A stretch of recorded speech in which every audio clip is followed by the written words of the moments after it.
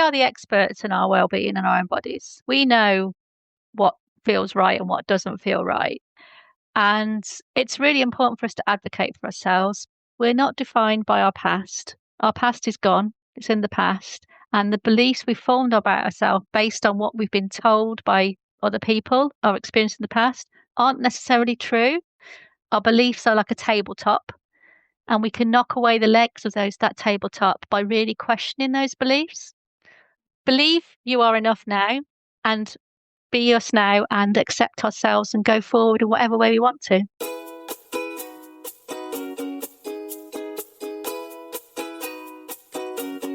Hey, beautiful soul, and welcome to Dear Body, I'm Listening, the podcast for women navigating chronic symptoms, invisible illness, and that daily dance between hope and exhaustion. If you've ever been told it's all in your head, well, this podcast is for you because your body is not lying and neither are you. Hi, I'm Donna Piper, movement therapist, Pilates instructor, and chronic illness navigator. After years of being dismissed, misdiagnosed, and doing everything quote unquote right, but still getting sicker, I created this space to tell our truth. Here we talk about swelling, brain fog, nervous system crashes, and the kind of symptoms that don't always show up on lab results. We're going to explore lymph, breath, movement, self-trust, latest research, books, relationships, basically everything. All from a place of compassion and honesty. This isn't about fixing your body. It's about finally being heard and getting some answers. Welcome back, listeners. So today I'm talking with my fellow Confident in You co-author and creative rebel, Anne Diment. She's an artist, coach, and founder behind Resilience Rebel and the Creating Resilience podcast. Anne helps people redefine what resilient looks like, not the hustle version, but the healing one. She's all about using creativity, compassion, and truth-telling to help people find calm after chaos. Basically, she's living proof that burnout can become a breakthrough. So welcome, Anne. I'm really excited to have this conversation. You do so many amazing things. I don't even know how, you have all the time to do all these amazing things. I'm in awe. But I just always like to start with, what is if you can narrow it down to one thing, you don't have to, but I would love to hear your story about the person and why you got into coaching and healing and burnout and all the things that you do. Anything you want to talk about yourself on that aspect, because I think it's really, I know for me, most of my life, all of my professions I've got into was something also I wanted to really learn about or help in my life in some way. And then I wanted to share it with others. So however you want to start that conversation, we're pretty casual over here. So wherever the conversation goes. Well, thank you so much for having me, Donna. It's really lovely to be here. And it's been great to get to know you over the last few months while we've been on this journey together as co-authors of this book. How did I get into coaching? That's a really good question. I actually trained as a scientist. I was a biologist by training, two scientific degrees in biology. And I wanted to give the world clean water. I wanted everyone to have access to fresh, clean water. And so I went down the science route. And as many students, I had to pay off my student loans. So I just got a job after graduating and happened to be with somebody who'd done the same degree as me, who'd got his own research lab. And ended up running a laboratory for him as his lab manager. And I felt unsafe because they weren't following the rules. They weren't doing the risk assessments. So I ended up being a union rep and getting into health and safety. And 20 years later, I got my mental health was struggling. I was burning out quite a lot. And I was getting more and more into mental health advocacy to try and, because I didn't feel safe to disclose my mental health challenges because I was a professional. I did the stigma around, you felt like you wouldn't be competent if you disclosed your mental health challenges because, hey, you were the one training people about mental health and things. I got into that as a sort of kind of defense mechanism. I still didn't feel safe. And then life changes happened. A relative got cancer and had to relocate my family 500 miles and become a carer and get any job I could get. So I've done loads of different jobs, mostly around health and safety, because that's what my training was in. And then I burnt out again in 2019 and by this time I was tired. I'd had a really stressful period, caring, grieving, dealing with family shenanigans in terms of probate disputes and legal action, and a whole 5 or 6 years of stress. And I thought, I've had enough. I'm going to take a grown-up gap year. And during my earlier burnout, when I'd taken 9 months off work and I was really ill, I'd taken up art, and it was really therapeutic to me. Art was helped my brain switch off. So I'd had a chronic PTSD diagnosis by then, and I was learning how to regulate my nervous system and heal with meditation and mindfulness activities. So in 2019, I took a grown-up gap year. I quit the consultancy that I'd set up, the health and safety consultancy, which took me traveling all over the UK, supporting big clients. And it was this one client who'd cancelled a year's worth of work. And I thought, no, I'm done. I just done with the hustle, done with the traveling, the stress. And I went back to art college. I was 48. I was with all these 17-year-olds who just graduated from school, and I felt like their mum, or in some cases could be their granny, never mind. And I was back at art school. And that was the most healing and nurturing experience I'd had probably in my whole life. I had 2 years, and bear in mind 2019, that was quite a significant time. So those 2 years, it got me through the COVID years, because I was releasing and expressing through creativity. And it occurred to me that all the skills I'd had in health and safety and wellbeing management over the 20 years in my professional career, I could combine those with the creative wellbeing tools, because I could see the benefits of expressing yourself through the creative arts, music, arts, poetry, dance, all these things that actually help people to regulate themselves and express themselves in a safe way. So I came out of college with another diploma to add to my qualifications, and I walked straight into a job doing social prescribing, which is I don't know if you know about social prescribing, but it's a non-medical way of helping you to stay well. So you can be prescribed to join a choir, or you can be prescribed to join a gardening group. So it's not only the benefits of the activity, but it's the social connection and the feeling of purpose. And it's happening all over the world. And the UK had this brilliant project with the National Academy for Social Prescribing, and I was coordinating this project to set up groups to help people stay well using creative and nature-based activities. And at that time, I'd been a health coach in a GP practice. I trained to train health coaches to teach people how to coach people to have personalized health conversations. So I combined a lot. And I did that project, which was amazing. It was so fascinating. Then took another job on trying to reduce inequalities in access to health and wellbeing activities, to try and educate people on where inequalities lie and how people have invisible and visible barriers to staying well. But because of life changes, it was affecting my mental health again. I spotted the signs of burnout. I'd published a book on burnout 2 years ago, Turning the Tables on Burnout, and I quit because I got my ADHD diagnosis when I was 52, which was a big, big thing for me. I don't know, late diagnosis of any neurodivergent condition, you've got your whole life to process. The what ifs, if only I'd known then. And you sort of kind of replay your life like a movie, thinking, it's like a missing piece of jigsaw puzzle. Right. So I quit my job because they wouldn't support me in the ways that I needed to. The only way I could get support was to train as an ADHD coach. So I did that, processed a lot, understood myself so much better, and decided to set up my own consultancy and coaching business. And there I am now. Wow. What a beautiful story. There we go. That's it in a nutshell. But it's a beautiful life. And you said so many things that kind of pop out and is parallel with some of my diagnosis. So my diagnosis so far have been more on the medical spectrum, like lipedema, mast cell activation, hypermobility EDS, POTS, and I think I'm missing one, MCAS. I don't know. I have so many. But I had the same thing when I was diagnosed. I look back and if I would have known how to manage these things supportively 35 years ago, 40 years ago when I was a teenager, I would have maybe made some different choices, but I wouldn't have felt so like odd. I kind of felt like the odd, like, why can't I do this? Like everyone else is doing this and I think I'm doing this and 10 times more. Why am I not getting the same ROI, like the same return on investment of what I'm doing? Right.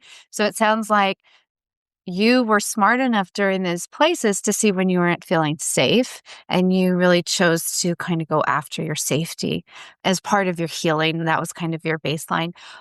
Just in general, what are some of your go-to either techniques or mindsets or just a like ritual that you might have to get to where you feel safe? And for anyone listening, how do you kind of recognize either physically, emotionally, mentally, this idea and this feeling and this real life thing of not feeling safe in your environment? That's a really interesting question because there are lots of ways. And the first thing I'd say is I've realized now, and I'm not going to say too much here because I'm still going through this, but part of my changes since getting my ADHD diagnosis has to leave a marriage. And you learn a set point of what you feel is safe. And when you step out of a situation, because that's what you've been used to, and you find yourself in a different situation, your body can reset to a different level. So our sense of safety can sort of fool us because you might feel safe, but that could be codependency, and that isn't really healthy. So safe is a bit of a, I say it in brackets because we might, like one of the things I learned when I got my complex PTSD diagnosis, I was 38 when I got that diagnosis. So I'd already been from quite severe childhood experiences, which I'm not going to go into now, but they can be life limiting. The damage caused by adverse childhood experiences, trauma experience when you're young, can reduce your life expectancy by up to 20 years because of this toxic stress that manifests in your body in, like you've just said, in illnesses like you've just described, in more likely to get addictions, more likely to have suicidal tendencies, more likely to have diabetes, cancer. All those things can result from toxic stress. So your body becomes hypervigilant if you've experienced that type of trauma. So I didn't realize that I was in that hypervigilant state from a very young age. So to keep myself safe, before I was aware of all this, there'd be people pleasing, there'd be avoidance of conflict, there'd be putting your own needs last. So that is a tick box for burnout. I was constantly burning out because that was what I did to keep myself safe. Now, what I do to keep myself safe, now I know that that's not okay. And I've been in that state for too long. For over 40 years, I've been in that state. Obviously, I said I use creative practices. So poetry is I'm a performance poet. I write and perform poetry and read poetry also, because words on a page can be very moving. If you've been in a group, and I hold space, I do run poetry groups. If the poem actually speaks to you, don't even know Donna Ashworth. She's an amazing poet. She's internationally known now. Some of her poems, they bring you to tears because it's something inside you that you want to say, but you haven't had the courage to say it. But she says it and it may bring you to tears. So I use poetry, and the biggest tool I use is EFT tapping, which is emotional freedom techniques. And that regulates your nervous system by tapping on acupressure points around the body. And they've actually been shown in your fascia, which is your tissue around every cell in your body. So if you imagine you've got a joint of meat, that's that clear membrane around everything. There are channels, tiny microscopic channels in those that channel away waste from your cells, but it channels signals from every cell, and it's linked to your amygdala, which is your stress control center. And that also controls your smooth muscle and your breathing and your heart rate. So by tapping, you can lower your blood pressure, you can lower your heart rate, you can affect your breathing, and you can calm the alarm system that's going off in your brain just by tapping on small acupressure points. And if you combine that with the talking therapy tools that we use in EFT tapping as well, you can do so much. But just How physically long? tapping on the points can calm you down. And I know everyone kind of has their own, like once you learn it, you kind of have create your own method for doing it. Hmm. How long do you tap for? Do you do like a few minutes or you do longer? Or just kind of depend when you have your clients? And do you create individualized, like not mantras? I don't really know what to say about it. I've had tapping done and they've given me Yeah. things to say when I do it, but is that something that just comes from you because you're an artist and you love Um, poetry? So words probably come a little easier to you. Or do you have the person bring up what they want to say when you're tapping? well, here's the thing, because tapping can be done by anyone at any time, anywhere, and it can be done on anything. And Okay. I'm not I'm exaggerating when not. I say that, because there's a brilliant charity called the Peaceful Heart Network, and they have a free app you can download, and they've taken tapping all over the world into areas where there's extreme trauma has happened. I'm talking Rwanda, I'm talking places where genocide, places where genocide, wars happen. And they started that because they realized that because talking therapies can actually re-traumatize you. And Bessel van der Kolk has said that in his book yet.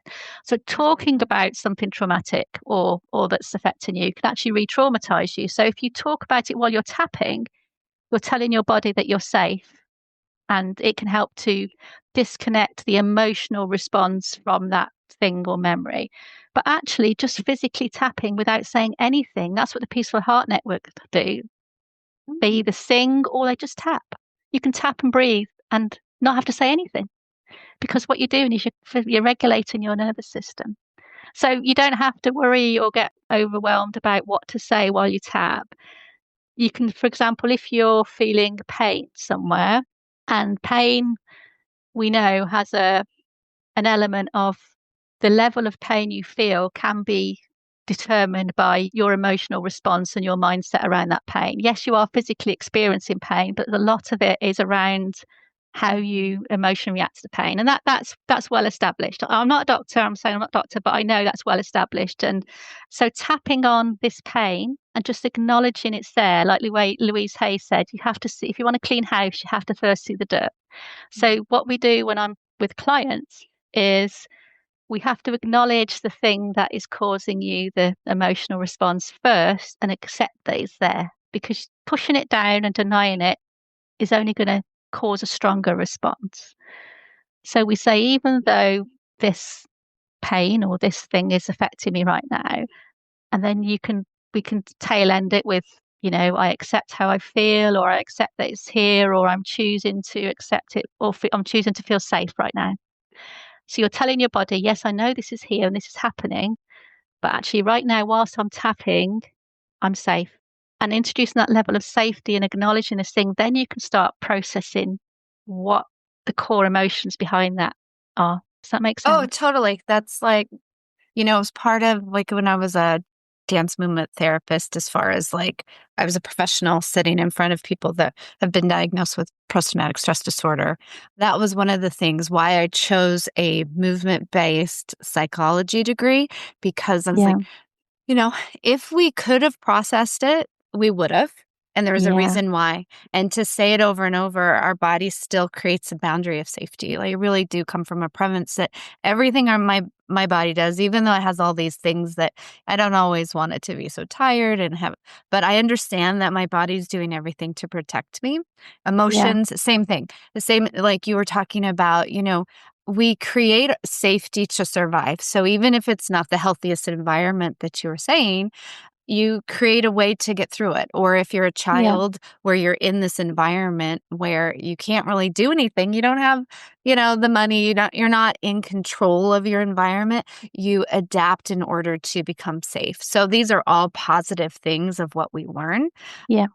But like you were saying, the people pleasing and all the other things that you've adapted for safety, there comes a point where you're no longer in that situation and Yeah. you've kind of maxed out. You've been so hyper vigilant, as you said, for so long, then you're kind of on the other side and it almost forces you, because it has forced me, I'll talk for Yeah. myself, these things to look at things like, oh, I didn't think that, I worked in trauma. I did all this stuff. I have all this knowledge. And I thought I was a applying these techniques to myself. I was doing all these things, but at the end, I didn't really realize, because I didn't have this other information about how my body was physically handling collagen and all these things that doesn't like speak up. Then these cells are like, oh, your fascia, your fight or flight is on, because it didn't feel like it. I felt like I was in a state of rest. But if you looked at all of this gestalt of everything out here, I was not safe. And my body was just running on, like, they're called pathological. The easiest way to say it is that my body created a lot of dysfunction in order to function. Then once that dysfunction stopped helping, then I needed to go back and be like, hey, how do I figure out, how do I have more functional, like, how do I heal that part? Like, how do I come back into more harmony? And what things do I really need at this point after 40 years of crazy stress, Yeah. unknowingly, that will actually start to heal that? And what do I really need to look at? And how can I do it in a safe way? And I think that's really amazing that you could just do the tapping anywhere to get your body to have a new state of safety and create your own new environment to Yeah. process or even look at things, because it's really. So I was just say, you mentioned parts, and that's something that I do as a practitioner, is work with parts. So your younger part might have experienced something and formed a belief and a behavior to stay safe in that moment, but as an adult, that doesn't serve you anymore. So it's having a safe space to unpack that. And you mentioned about your multiple diagnoses. Well, for example, my diagnosis of ADHD, I got it at 52. I couldn't have got that diagnosis 10 years ago because in the UK, I don't know about in the States, adults weren't allowed to be diagnosed with ADHD until 2017. I think the NHS didn't recognise, National Health Service didn't recognise adults to be able, they thought we grew out of it.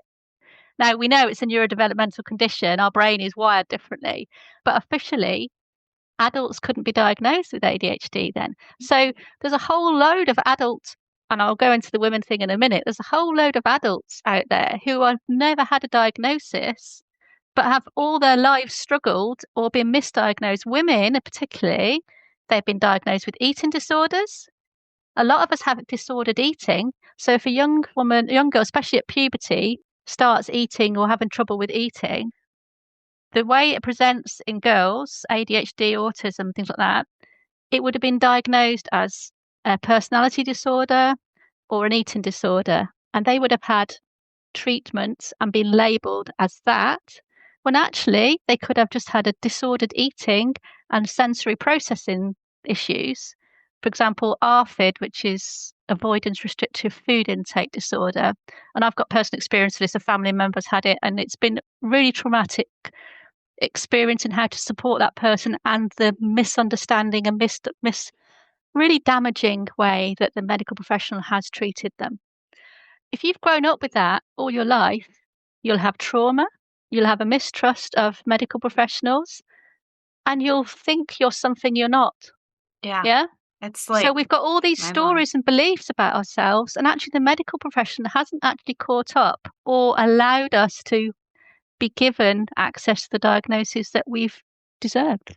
It probably around the same time. I would think that in my experience, the UK and the European Union in general is a little more advanced for diagnoses. So I don't know that for a fact, but I know even with my lipedema, that Germany now just has recognized it. Still, the United States doesn't have an ICD-9 code. So, we're just a little bit further behind, unfortunately, in those things.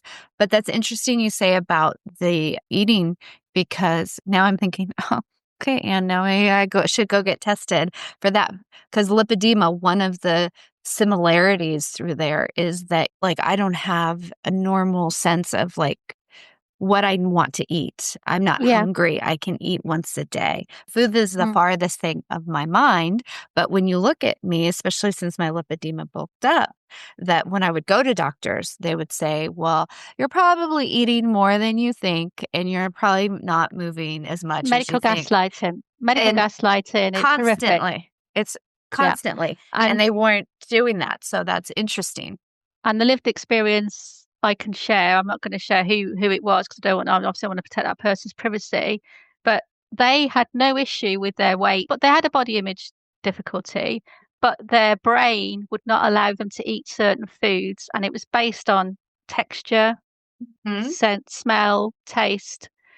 So it wasn't about their body image in terms of what shape they wanted to be. It was a physical sensory issue with the food. But whenever they tried to seek advice or treatment, all the doctors were interested in was weighing them and their BMI. Yeah. That's all they're interested in, which is actually traumatic for that individual because they can't get support. So they did get support eventually, but even the mental health, I'm a mental health first aider. I've been a mental health first aider for quite a long time. You have to retrain every 3 years. I think I've done the retraining 5 times. I got actually got very upset that even they update this training regularly. And even their coverage of eating disorders is anorexia and bulimia. That's it. They don't, and it's an established, but that's all linked to being neurodivergent. And the research that's coming out, and the research, there were no medical research on specifically women and girls until 2017. Wow. That's 8 years ago.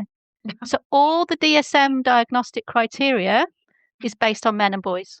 So how are girls and women supposed to be diagnosed because estrogen and progesterone, the two main hormones that women have, they regulate dopamine and serotonin, which are the key neurotransmitters in ADHD and autism.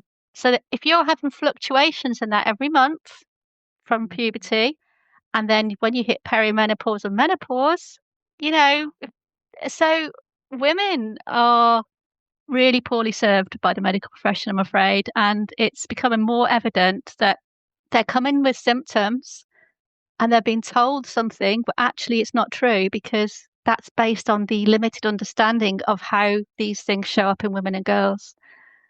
And we're having to advocate for ourselves more and more. Yes. And it gets really tiresome. I mean, I don't know if you had Mm. this personal experience, but going to a doctor, I have something in me that I persistent. I don't really think I'm resilient. I'm persistent because I'm like, I know something's wrong. I need to figure it out. But going to as many doctors that I have, there is something in like, oh God, now I have to tell my story again, or I And need it's to be traumatizing you defensive. again. Yeah. Yeah. So I finally found some doctors that would help, but still, even within that, their experience is limited because I do think that there is not enough research and there's not enough practitioners like you that have enough knowledge on all these different things. Like you're unique that you have such a nice wide range of all of these different ways to serve and help your clients when they come to you, from burnout to everything.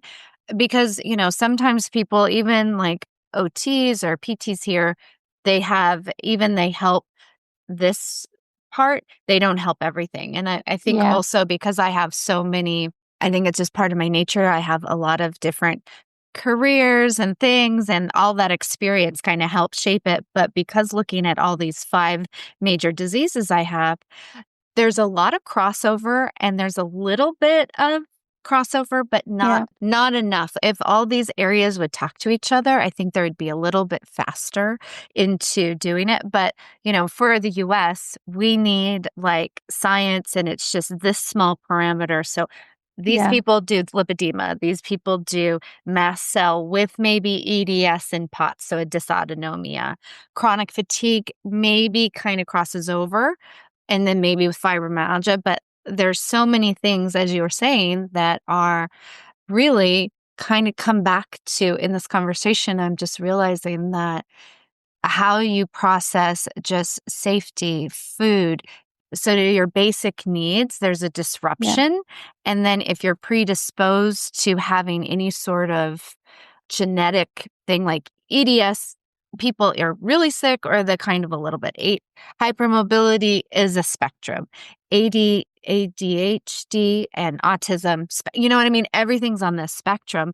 So it kind of really depends on how you're environment is as well, and then what knowledge you have to support yourself. Because I was 52 when I got all my diagnosis as well. So maybe Yeah. there's a number for 52. I don't know. But Well, it's menopause. It's menopause because I gave a talk to a group of people last week about this menopause neurodiversity, and I shared a research paper that was published last year. And the symptoms of menopause and ADHD and being neurodivergent are very, very similar because guess what? Estrogen and progesterone fall off a cliff in menopause. And your adrenal glands take over producing some estrogen, but it's a different form of estrogen.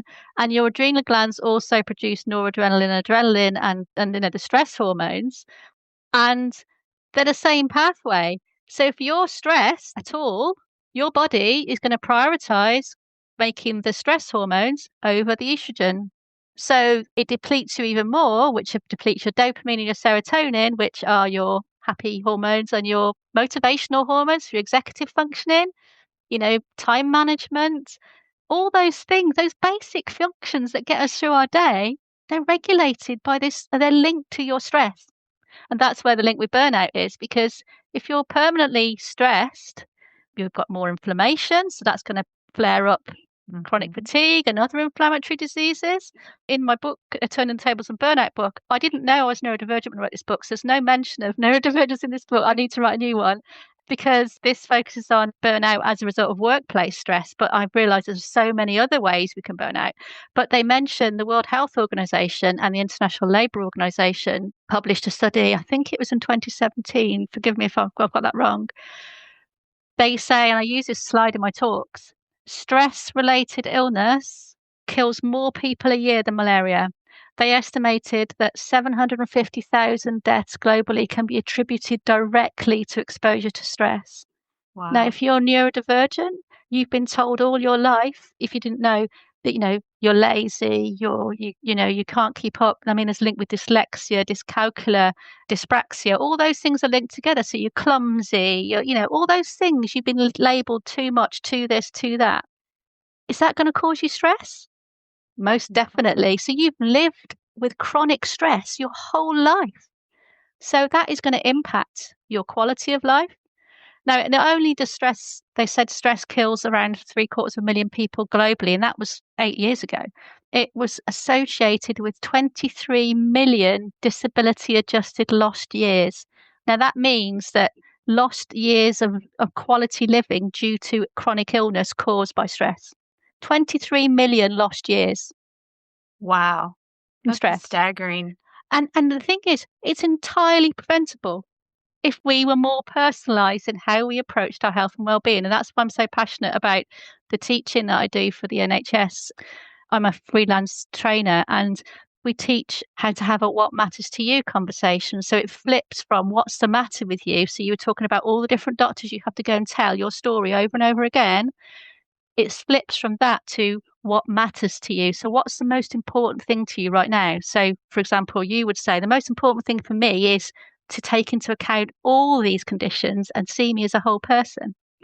But you don't get the opportunity. I'm not going to criticize the American system, but I believe you're going to. You can. Well, you're going to be seeing multiple doctors, and you have to pay for every doctor. So that's costing you. So I've got the additional financial stress of that. At least in the UK for now. Oh yeah, we see a doctor, we don't have to pay. So if we see a doctor, we don't have to worry about the payment. We just need to think about getting a diagnosis or getting treatment. But you've got that additional stress of the insurance payments and all the other things and the medications as well, Mm-hmm. So it comes down to stress as well. Yeah, it really does. If you get on top of one thing, stress is the thing I'd advise you to get on top of. Stress, yeah. And then, it's trigger from not feeling safe. So they keep going back. And you talked earlier, which I think is always a very important thing, is about acceptance. And acceptance is, from my point of view, how I have had to struggle with it. At first, I thought it was resignation. And I would thought that if I accept it, then it's less than in somehow. I've did years of spiritual work, silent retreats, all of these things to really kind of understand acceptance and accepting what I am and accepting myself without the but or without the thing. Like, oh, I accept it, but I really want this, or fake acceptance. And really, if you could talk more about your view of acceptance and how it plays in healing all of these things, regulating your nervous system, dealing with stress, maybe leaving a relationship, leaving a job, or whatever you'd like to say about it, because I think it's so important. Sure. Well, getting that diagnosis, I say, made a lot of sense to me, and it's that final piece of the jigsaw because once I understood why I'd struggled to do certain things, or, for example, struggled with emotional dysregulation, rejection sensitivity, which is a big part of ADHD. Once I understood that, and as I learned when I was training as a coach, how this happens and why it happens, and how to recognize it, like I said about Louise Hay, if you can see the dirt, you can start cleaning the house. And I realized that actually I am, it's a bit of a cliche. You are enough despite everything that you think is wrong with you, despite everything you've done wrong, you think you've done wrong in your life, despite all the things, you are enough. If you accept you are enough and you're doing the best you can within the resources you have, you start from a place of acceptance. That's not excusing bad behavior or anything like that. But if you come from a place of, look, I'm doing my best right now, and this is the resources I have available to me, you are keeping this bit of your brain, the prefrontal cortex, your creative bit. We're very privileged as humans to have this. There are only a few mammals that have this prefrontal cortex, and that's your creative problem solving brain. As soon as you start getting stressed or feeling not good enough or feeling like you're failing or feeling like you start shoulding on yourself, you get what Dan Siegel calls a brain flip, which means that bit goes offline. You don't have access to that bit because you're in survival mode. So acceptance is actually the key to keeping this bit active, to keeping your beautifully creative and problem solving and seeing the bigger picture, seeing patterns brain, bit of your brain active, rather than I'm in survival mode because I don't feel good enough. I feel like I'm behind. I feel like I'm catching up. I feel like I should be doing what people on social media are doing. We live in a world where an idealized version of ourselves is shared publicly on social media, but that's not our lives, is it?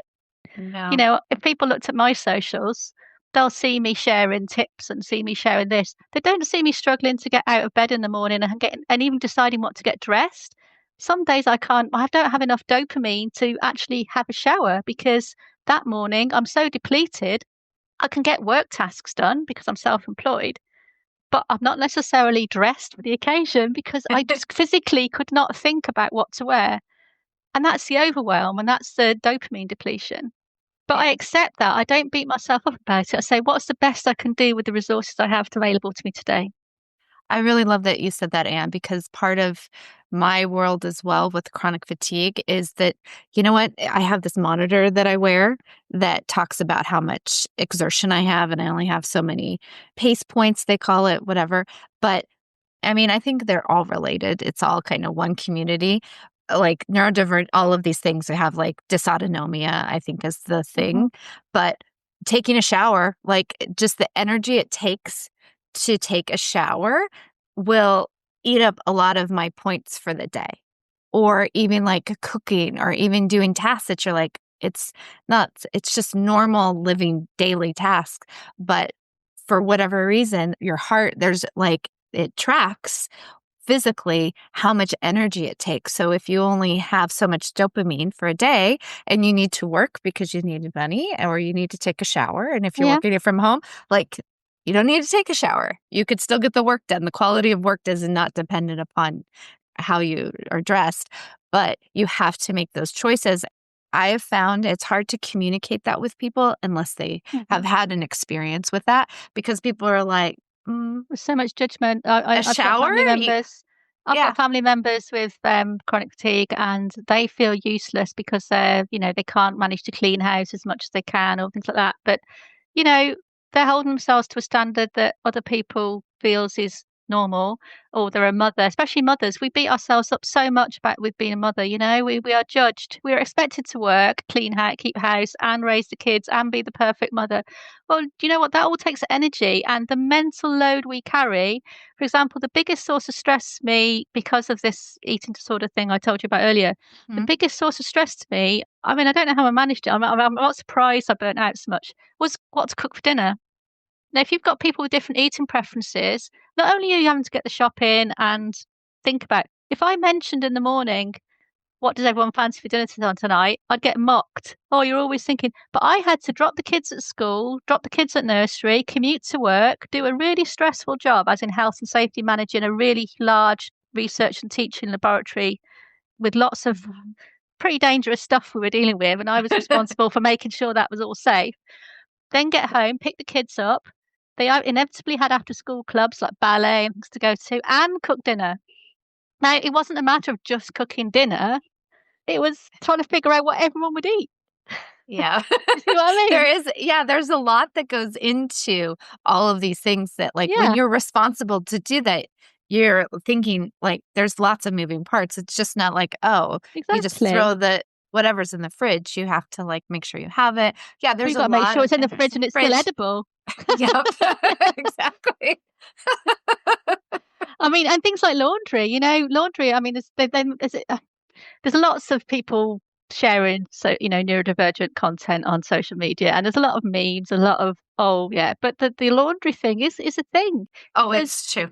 you can put 100%. the laundry in the machine, that's great, but taking it out, Folding you get it, distracted. Yeah, but sometimes you leave it in there for days because you forget about it, and then you have to wash it again. So that's doubling your work, isn't it? yep, I Yeah. have that. Yeah, definitely. It's interesting that, like, daily chores, you would think, like, you just get used to doing them. They're some of the hardest ones I have found for Yeah. me to kind of be consistent with as far as a routine, because the fluctuation in energy, because I think that is something that is one of the harder things to manage when you have either chronic illness, or it sounds like ADHD is kind of the same, or burnout. You don't really know what your resources are for that day. No, And it's yeah. hard to predict, right? And you add your cycle into that as well. I mean, I'm postmenopause now, but when you are experiencing a cycle, there are times. I mean, lots of women now work. They plan their businesses, they plan their schedules around their cycle, because they know that for 1 or 2 weeks of each month, they are not going to have the same energy levels or productivity or motivation levels as they will in the other 2 weeks of the month, based on their progesterone and estrogen levels. Society expects us to be the same productivity for the whole month, and Yes. criticizes us when we're getting emotional or we're not, if we've got brain fog or we're not. Well, that's a biology. That's our biology. It's not our personality. It's our biology. And as soon as we accept that, it goes back to the acceptance piece. We Hmm. accept that our biology changes how we are able to show up and cope I with love that you just daily said that. living. Can you say that again? It's your biology, not your It's not your personality. personality. It's Melody. not it's not you failing as an individual. It's your biology affecting. So, for example, if you had a car and for some weeks of the month there was a block in the oil filters or a block in the fuel pipe or something that affected the performance of that car, the car wouldn't run as smoothly, would it? Mhm.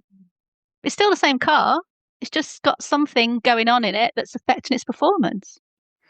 Yeah, I love it. And I really want everyone to, like, that are listening to hear that. Like, it is so much of who you think you are based on your productivity at some point, like, whether you're a mom or a worker or a wife or all these things, or how much you actually want to do or did do or have done. Like, all of those things kind of come down to accepting the moment that you're in with what is presenting in front of you, that your biology, you need something different that's maybe not normative, or maybe not what, if you talked about social media, maybe, like, I don't think I've really eaten that much sugar for decades, but that doesn't make, when people, like, stop eating sugar for like 2 weeks, they're like, oh my God, I feel so much different in my energy. Mhm. But because my biology is different, sugar, no matter what, is never going to give me the same results of someone coming off, like, abstaining from it. It's not apples and apples, it's apples and oranges. I really feel like Yeah. there's a different way of our expectations, or my expectations of what my body can do based on, like, normative things that they've tested out there, how it affects my body is different. And I need to adjust my expectations and understand that there's nothing wrong with me. And far as that way is, like, but my body just needs a different level of support. And Yeah, because there's not so many resources out there to kind of help me understand what my body needs, and it's not in the mainstream as much as I would like it to be, or maybe you would, is to finding those sources that work for us to give us the support, because one's not better than the other. From my views, they're just different. Like, you just they're have to give different. them Yeah, different. I need to have different sort of supportive techniques other than someone else, because it's not going to be the same.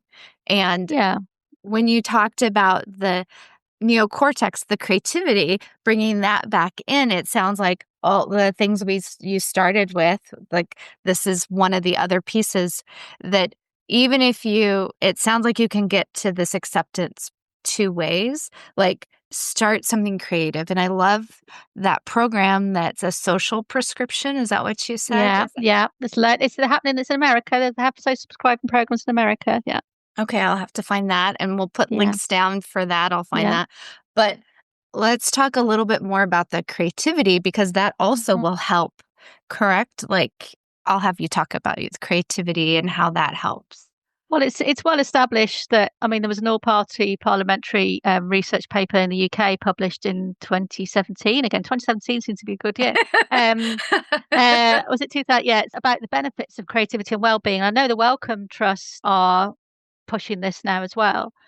When you are being creative and we call it being in flow, your brain is focused purely on that thing. So whether it's drawing or painting or taking a photograph or listening to some music, your brain is focused on that flow task, and that increases your dopamine, your serotonin.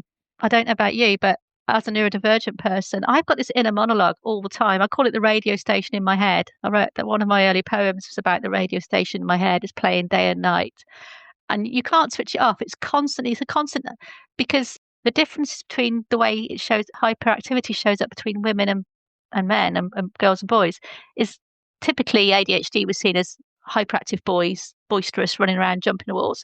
For women, that hyperactivity can be internalized. So it's our inner monologue that's going on. And when you're being creative in whatever form you find helpful, that quietens because you're focusing on the creative act rather than that inner monologue. And it gives you that sense of peace and calm and just a little break. So for me, it's that moments of just peace from that constant, and it's self criticism, it's shoulding, it's what should I do next? One of the symptoms of ADHD is you can't rest. You're constantly doing something. When I'm being creative, you can be hyper focused on something and not eat or drink for hours because you're just in the flow. And that's what I find so wonderful about it. And I see myself as a socially engaged artist because my practice isn't about what I create, it's about helping others to create. So it's a process based practice rather than, I do create things, but I get more pleasure and creative inspiration out of enabling others to be creative. I love that, because there is also an element of all of these things combined. For me, I'll speak for myself, that when I'm not able to be at I compare myself to what I was doing. And now that I have to have, rest as a priority, and really change my mindset about that and how healing it is. There is the kind of, for me, that sense of lost purpose. Like, so, okay, so how can I still contribute to my marriage, to my house, to myself? There is that, I think just here on this plane, being humans, our relationship, it is about relationships and being in relationships. And then for someone like me with the invisible chronic illness, whatever you want to call, and we talked about our levels, one day I'm like, oh yeah, I'm going to make plans. That sounds perfect. And then the plan might come that day and I might have a migraine, or it's just like I can't function, or I Hmm. can't speak as well because of brain fog, and I need to cancel. So there Yeah. comes a lot of more like, I don't want to make plans because I don't want to have to cancel. So your purpose, to have that sense of purpose, is something I think we all need as humans at some level. It doesn't have to be the biggest purpose in, like, to change the world, but I think doing something for others, and not in a way that's like you're not having boundaries, but, you know, I want to do stuff for the people that I love, right? I mean, it's a natural Hmm. thing. You want to help people or you want to Yeah. share stuff. That's human nature. So I think finding this purpose and having, even creating art from kind of that sense of for yourself, but also kind of this, if you have that intention behind some art, like I may share it or I may share, hey, doing this artistic thing, speaking poetry, writing poetry, taking a potting class, right? Is that what you said with like plants and stuff? Or, having some sort of other sort of creation connects you, even if you kind of feel like you're an isolated Yeah. individual or have different energy needs. Definitely. And people get hung up saying, "Oh, I'm not creative," because that's an old story because they may have had a traumatic experience at school or with somebody not liking the, picture they drew as a child or something like that. They might have had, and there's lots of adults feel they're not creative. But I say, well, you are creative, you just don't accept that. And that's not invalidating them. That's saying, well, how do you style your hair? How do you dress? How do you put the food on your plate? That's all being creative. It's all making creative decisions. There are lots of ways that you're being creative. You may not accept to being creative, but the simple exercise I use in some of the creative well-being sessions that I do is drawing the breath, and it combines mindfulness, breath work, and creativity. And it's a really good way of gently easing people into getting into this creative bit of their brain.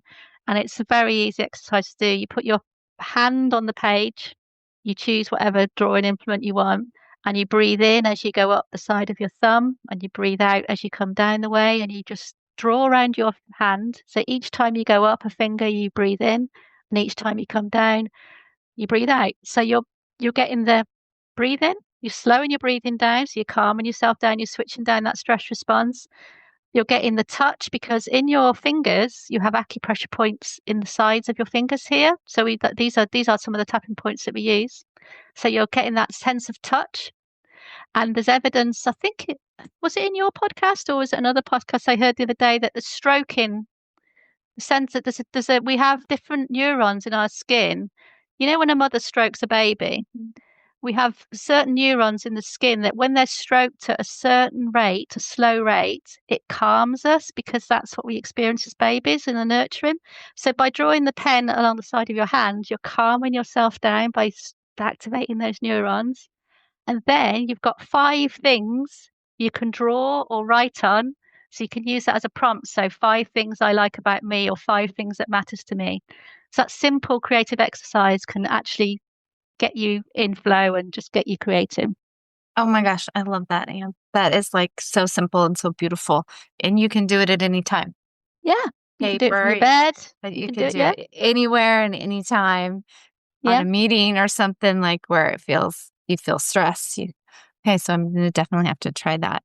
So I love this conversation with you. I love that we're in this book. We're both going to have chapters in this book. So look for the links down below. There is have a launch team. Anne has a launch team. If you want to be a part of that, to talk about her chapter in the book's called Confident You, Raw Conversation.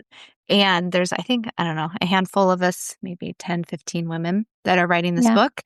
But I also encourage you to check out Anne's books that she currently has already published and all of her workshops that she says that she has with all these, you're just like such a you have so much knowledge on so many things. And I really think you are the combination of like a practitioner that we all need in our life, because it's not just one thing. You're like, oh, try this social creativity part. Or if you need to be more alone, try either the hand drawing or find something that you feel passionate about. Is it just coloring on a page? Is there words? Is reading the poetry gonna help you? There's so many different ways, and there's that you've talked about in this podcast, which I think I'm just scratching the surface on with you, that you could talk about with all of your passions. But it does kind of like your hub is really the safety, the creativity, the educational part of it and the acceptance part, not only encouraging people to accept themselves, but when you come to someone and they get you, that level of acceptance is a different sort of just kind of your system kind of relaxes, like when someone goes, oh, I understand. Oh, I have that. Like, so then you don't have to already there's like a level of like, okay, this person gets me. I feel safe. Then let's kind Yeah. of go deeper. And you have all that. And then from there, you have this beautiful, huge wheel of all these spokes of all of these different things that you can help women out with. So if you could just verbally, for anyone that's listening on the podcast and not watching this, because we do both, where is some of the best places to find you?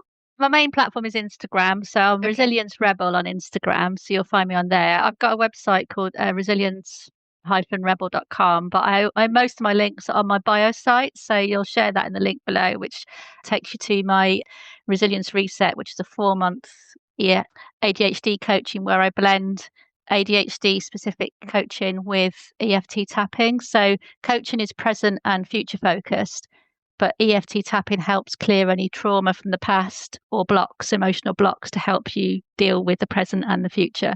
So I do that in a 4-month supportive program rather than individual sessions because it takes time, especially if you've been diagnosed late in life, to come to terms with where you are now, the emotional impact of that, and then where you want to be in terms of living with your neurodivergence. So that's my 2 main platforms, and I'm also on LinkedIn as well. And then your book, I'll link it down as well. But if people are just kind of like listening to this, is it on Amazon? Is it on your website? How can they get your book? Yeah, Turning the Tables and Burnout's on Amazon. It's available as it's not available as an audiobook yet, but I'm going to be updating this because but it gives you a really good foundation into how and why we burn out and some tools to build your own resilience toolkit. So there's a link from my Resilience Rebel website to the book, but also you can get a free chapter if you sign up on the website as well.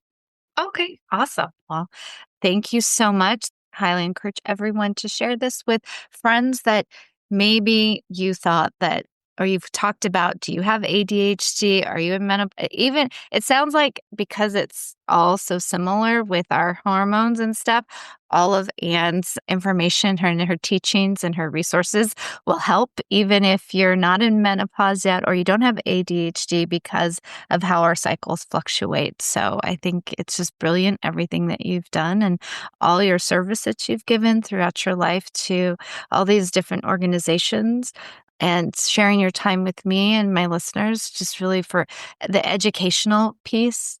And one final question I always like to end with my guests is, and I think we've covered it, but just any sort of words of wisdom you wish you would have known earlier to kind of help you on your journey, or maybe what you share with anyone that you meet now. So I'm all for we have to go through our own path, but sometimes if you got a little nugget of wisdom at certain points of your life, you're not bypassing, but you can kind of skip over. And is there any sort of wisdom that you would like to impart to any women out there that are struggling with any of the things that we talked about to kind of help them on their journey and get there a little bit quicker to either a diagnosis or feeling safe or however you would like to answer that? That's a good question. I mean, the one thing with hindsight, I would say that we know we are the experts in our well-being and our own bodies. We know what feels right and what doesn't feel right. And it's really important for us to advocate for ourselves. But what I will say is we're not defined by our past. Our past is gone. It's in the past. And the beliefs we formed about ourselves based on what we've been told by other people, our experience in the past, aren't necessarily true. So the reason why I called the book Turning the Tables on Burnout is one of the principles in EFT is our beliefs are like a tabletop, and we can knock away the legs of that tabletop by really questioning those beliefs.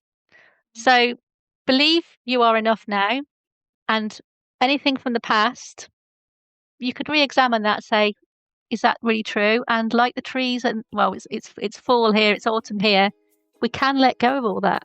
We don't have to keep it with us. We can choose to be us now and accept ourselves and go forward in whatever way we want to. I love that. That's so empowering. what beautiful words to end on. And again, I'll have all of Anne's links below on this podcast and on the website. So again, thank you so much, Anne, for being here today and having this conversation.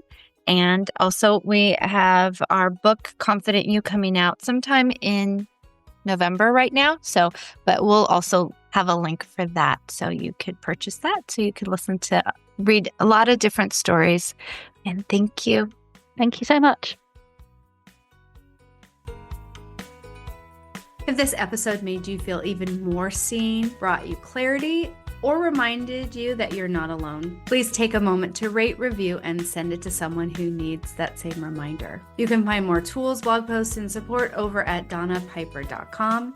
And hey, don't forget to subscribe so you never miss an episode. Got a question for me? Every month I do a listener coaching episode, and I'd love to hear from you. Send your questions, stories, or flare-up confessions to donna@donnapiper.com. And you just might hear your answer on the show. Until next time, dear body, I'm listening, and I am so glad that you are here.